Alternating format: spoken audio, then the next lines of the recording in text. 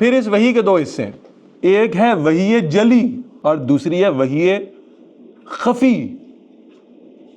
جلی کا مطلب ہے واضح، خفی کا مطلب ہے چھپی ہوئی، پوشیدہ۔ اب ان دونوں میں فرق کیا ہے؟ ایک جملے میں اگر میں فرق سمجھاؤں نا آپ کو، ایک جملے میں، تو 1 منٹ لکھنا چھوڑیں، میں آپ کو لکھنے کے لیے وقت دیتا ہوں، صرف میرا ایک جملہ سمجھ لیں۔ وحی کے 2 حصے، ٹھیک ہے؟ وحی کے کتنے حصے؟ ایک وحی کے الفاظ، دوسرا وحی کا مفہوم، ٹھیک ہے؟ وہ یاد ہے آپ کو جب ہم اسکول میں پڑھتے ہوتے تھے ورڈز میننگز لکھا ہوتا تھا نا؟ نہیں سمجھ آ رہی بات؟ ورڈ اور میننگز لکھے ہوتے تھے۔ ایک ہے وحی کے الفاظ، ورڈز، اور دوسرا ہے وحی کا مفہوم، میننگز۔ مطلب کیا ہے اس کا؟ یہ کلیئر ہوگی بات؟ کتنے حصے ہیں؟ 2 حصے۔ بالکل توجہ سے سمجھیں گے تو یہ 2 جملوں میں بات واضح ہو جائے گی۔ الفاظ اور معانی یا مفہوم، الفاظ اور مفہوم۔ جب الفاظ بھی اللہ کے ہوں، مفہوم بھی اللہ کا ہو، تو اس کو کہتے ہیں وحی جلی۔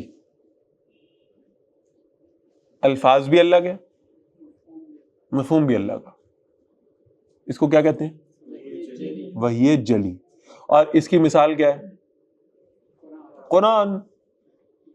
الفاظ بھی اللہ کے ہیں، مفہوم بھی اللہ کا ہے، تو وحی جلی کیا ہے؟ قرآن۔ اب مفہوم تو اللہ کا ہے، الفاظ رسول اللہ کے ہیں صلی اللہ علیہ وسلم، یہ وحی کی دوسری قسم ہے۔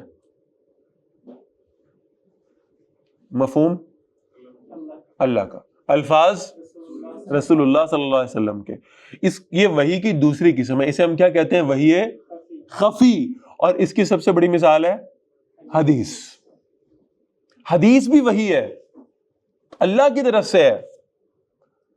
قرآن مجید میں سورہ نجم میں اس کا اشارہ موجود ہے، ٹھیک ہے؟ وَمَا يَنْطِقُ عَنِ الْهَوَىٰ إِنْ هُوَ إِلَّا وَحْيٌ يُوحَىٰ۔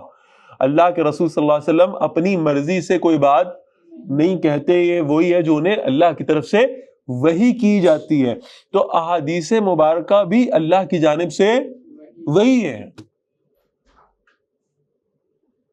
بات کچھ سمجھ میں آ رہی ہے؟ فرق صرف یہ ہے کہ قرآن میں الفاظ بھی اللہ کے، مفہوم بھی اللہ کا۔ حدیث میں الفاظ رسول اللہ صلی اللہ علیہ وسلم کے اور مفہوم اللہ تعالیٰ کا۔ یہ وحی جلی اور وحی خفی کا فرق ہے۔